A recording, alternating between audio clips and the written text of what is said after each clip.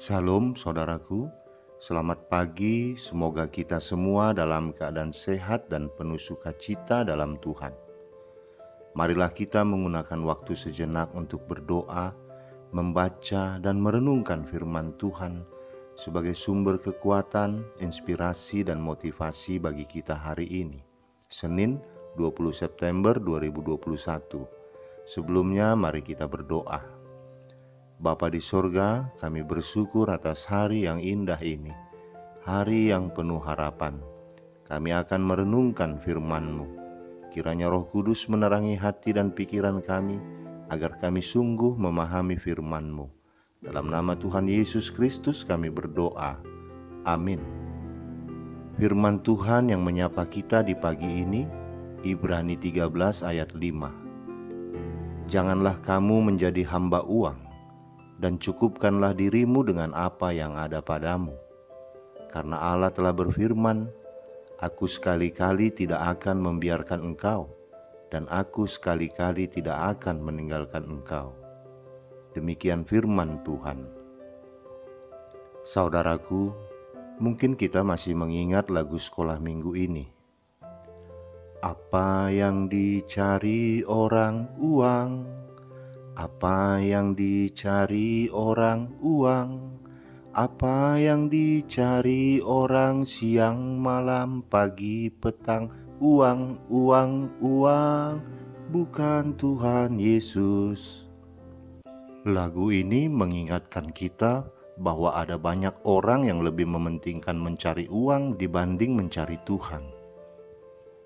Saudaraku, uang adalah budak yang baik jika kita mampu mengendalikan uang itu sebagai jembatan, bukan sebagai tujuan. Namun sebaliknya, uang adalah tuan yang sangat jahat jika kita dikendalikan olehnya. Uang adalah sarana untuk memperoleh kebutuhan bagi kebutuhan hidup, untuk makan sehari-hari, menyekolahkan anak, dan lain sebagainya, sehingga setiap orang membutuhkan uang.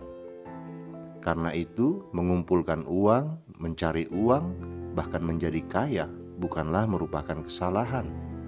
Tetapi apabila demi uang, lalu sikap dan sifat kita menjadi rakus, serakah, dan kemudian mulai mementingkan segala kebutuhan jasmani, sehingga merenggangkan kebutuhan kita dengan Tuhan, dengan sesama, karena yang paling penting adalah uang, maka kita telah membuat kesalahan besar di hadapan Tuhan. Uang telah menjadi tuan yang menjauhkan kita dari jalan kebenaran. Intinya, masalahnya bukan jumlah uang yang dimiliki seseorang, tetapi sikapnya terhadap apa yang dimiliki atau yang diingini. Penulis kitab Ibrani mengatakan ciri dari orang yang menjadi hamba uang adalah tidak mau belajar mencukupkan diri dengan apa yang ada. Keinginannya selalu melebihi pendapatannya. Tidak bisa mengekang dirinya dari keinginan mata. Saudaraku, hati-hati dengan keinginan kita. Perhatikan peringatan firman Tuhan dalam Yakobus 1 ayat 14 dan 15 ini. Tetapi tiap-tiap orang dicobai oleh keinginannya sendiri, karena ia diseret dan dipikat olehnya. Dan apabila keinginan itu telah dibuahi, ia melahirkan dosa. Dan apabila dosa itu sudah matang, ia melahirkan maut. Keinginan yang tak dapat dikekang dapat berujung kepada kebinasaan.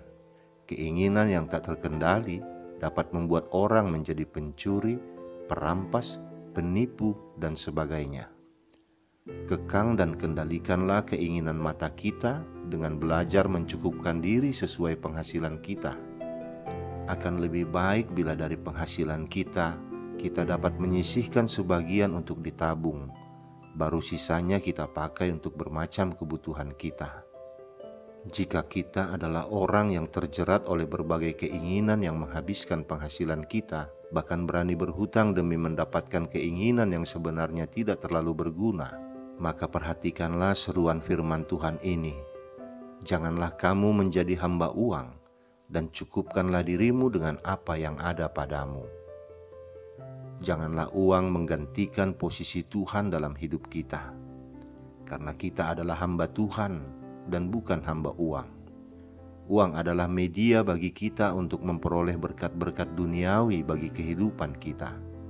Tetapi berkat yang utama adalah kasih karunia Allah, keselamatan dan kesempatan bagi kita untuk menghambakan dan menundukkan diri sebagai pelayan di hadapannya yang tidak mungkin dapat diukur dengan nilai uang. Banyak orang yang berpikir jika memiliki banyak uang, hidup mereka akan baik-baik saja. Pada kenyataannya tidak seperti itu. Ada beberapa orang yang hartanya berlimpah, uangnya banyak, namun tetap khawatir, ketakutan, dan gelisah. Firman Tuhan ini adalah jaminan bagi setiap orang percaya untuk tidak mengkhawatirkan hidupnya. Dan jangan sekali-kali mendewakan uang dalam hidup kita sehingga kita menjadi hamba uang. Orang percaya mempunyai jaminan yang sangat penting dan berharga, lebih dari sekedar uang yang terbatas dan dapat berakibat buruk. Tuhan adalah jaminan terpenting yang kita butuhkan dalam hidup kita. Jaminan Tuhan yang terutama adalah karena Dia tidak akan membiarkan kita, dan Dia tidak akan meninggalkan kita. Karena Dia tidak akan membiarkan kita dan meninggalkan kita, maka Tuhan menunjukkan bahwa Tuhanlah sesungguhnya yang menjadi pegangan dan sumber berkat dalam hidup kita. Jaminan Tuhan atas hidup kita sedemikian tegas dan pasti ketika kita menghadapi permasalahan di dunia ini. Jaminan Tuhan untuk tidak membiarkan kita dan tidak akan meninggalkan kita dapat menjadi suatu kenyataan apabila kita mau melihat kepada Tuhan dan tidak melirik kepada jaminan-jaminan fana yang ditawarkan dunia ini yang tampaknya begitu mempesona. Tuhanlah satu-satunya jaminan dalam hidup kita, dan janganlah kita meletakkan tumpuan hidup kita pada uang yang dapat menjerat kita kepada dosa dan berbagai pelanggaran firman Tuhan. Amin, kita berdoa. Bapa di surga, lepaskanlah kami dari berbagai jerat keinginan hati dan mata ini. Kami tidak mau menjadi hamba uang.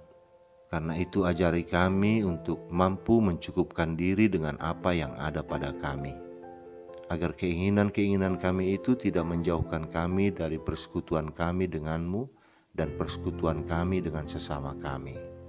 Jadikanlah kami orang-orang yang mampu mensyukuri apa yang kami terima darimu dan bersuka cita atas semua itu.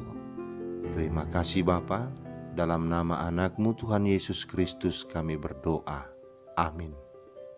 Selamat beraktivitas saudaraku, Tuhan memberkati. Shalom.